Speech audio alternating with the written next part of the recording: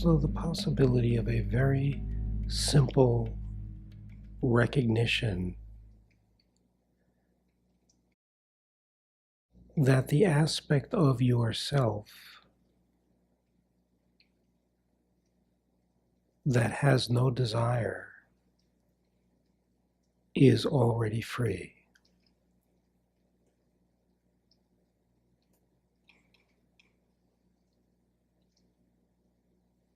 What is desireless is freedom itself. The error is in trying to make the mind, which is a conditioned, desiring machine, to stop functioning with some idea that that is the litmus test for desirelessness. But the egoic mind's nature is built upon desire.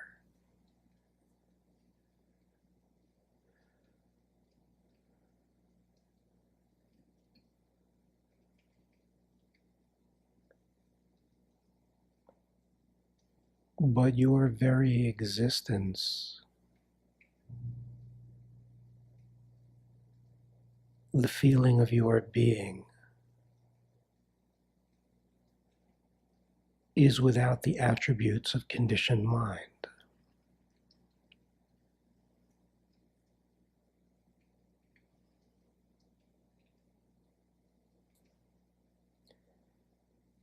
And the moment there is simply looking to feel into the desireless nature of my existence, there is the release of the habit of following the content of the program known as mind, and in that there is the taste of what does not come or go.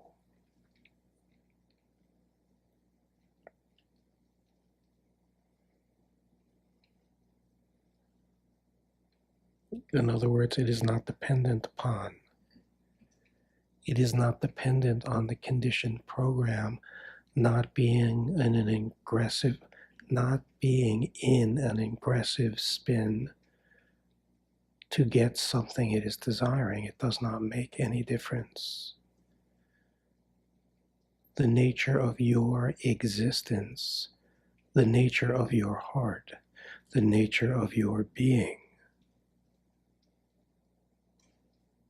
has never been in relationship with conditioned desire.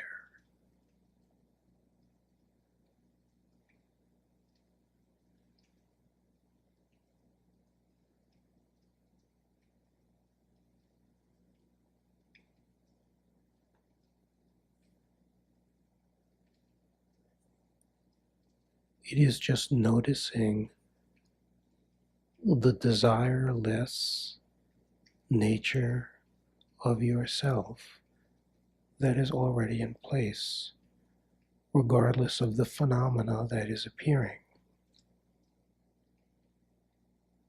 And what is discovered is wakefulness, what is already whole. Because wholeness is not dependent on the completion of what desire is desiring. It is dependent on letting go of the habit of falsely being identified with this mechanistic, programmed desire system.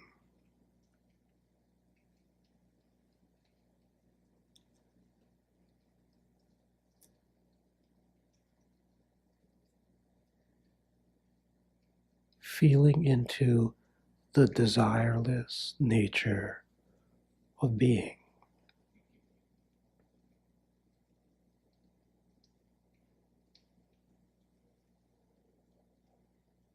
The immaculate nature of being, the unchanging nature of being.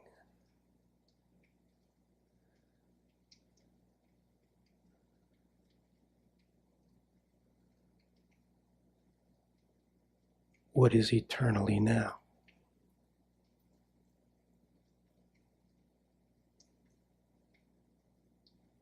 What is not contained by location nor time.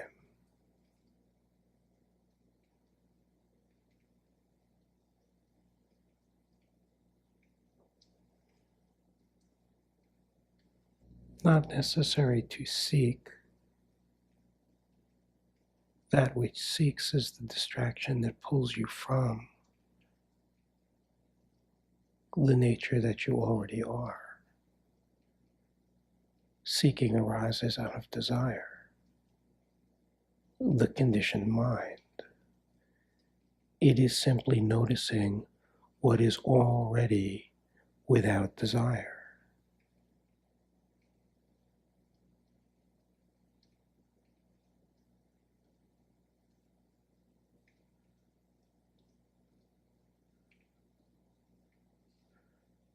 That which is not a dependent system, but stands eternally alone.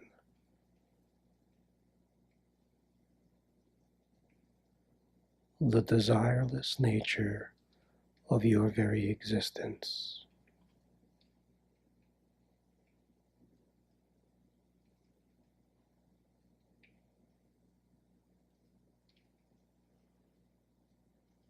And as opposed to desiring that the mind stop desiring, it is simply to notice what has never been in relationship with any of the particulars of conditioned mind, such as desire.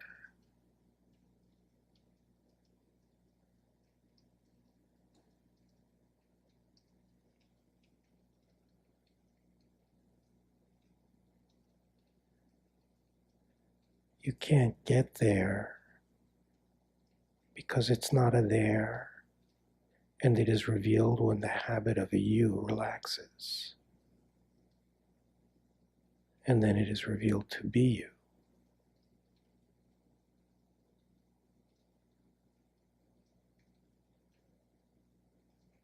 The discovery is that there is not someone who has an issue still having desires. There is a mistaken identity that identifies oneself with a program built upon desire, as opposed to the simple recognition that your nature is the eternal, desireless self that is always alive now.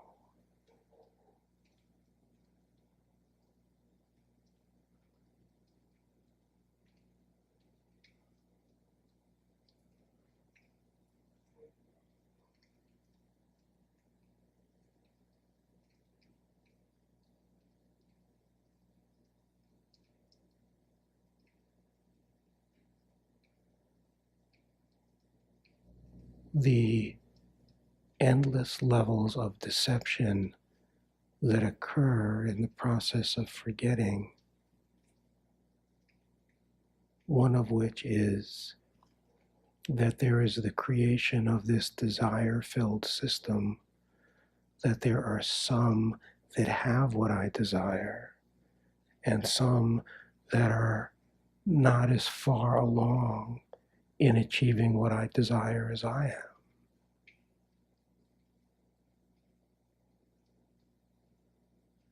But it is the part of you that has never been in relationship with desire. In this discovery, there are no separate individuals to be found. There is wakeful consciousness, which is the reality of existence.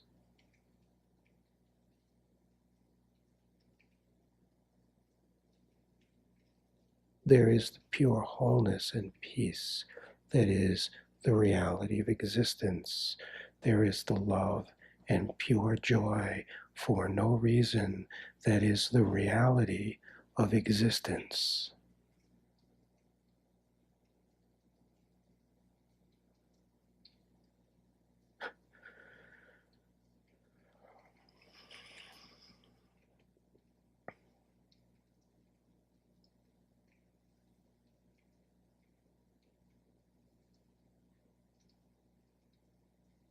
the eventual obvious recognition is that I have never ever had a desire, that there is a program, and the moment it is identified with, there is the felt experience of being separate. But it doesn't mean that all of those experiences are not at the hands of a program, and that the moment the habit of identification, contraction into the experience of this program, the moment this relaxes, there is the taste of the nature of existence, which is whole and purely desireless.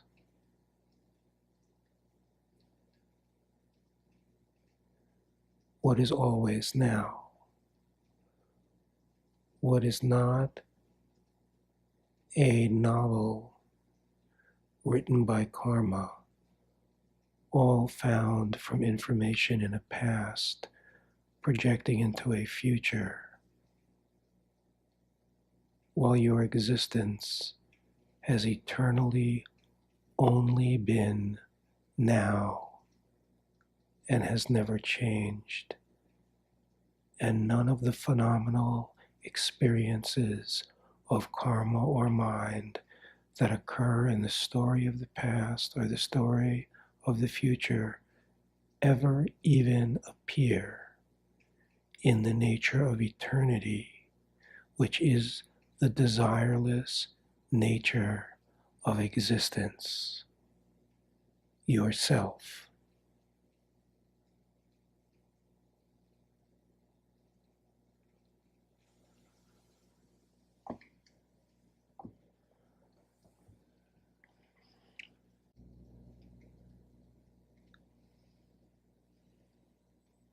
Concept of enlightenment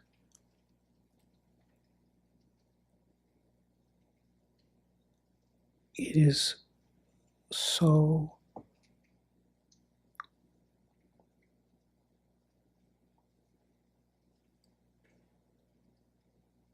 distractive and away from the direct pointing, which is simply the honoring of yourself.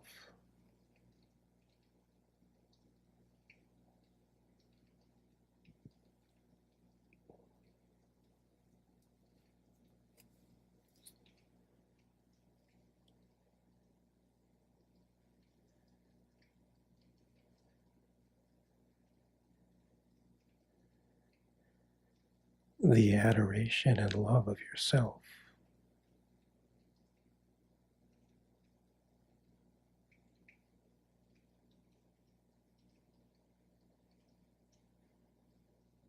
As opposed to the seductive powers of transient phenomena defined as experience.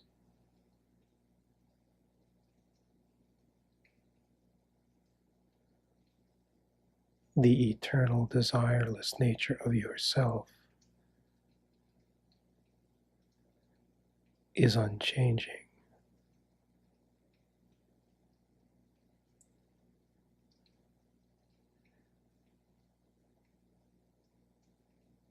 Not to get from desire,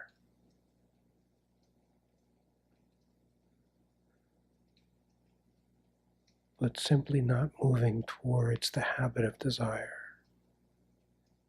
remaining still. And then it is such an immediate recognition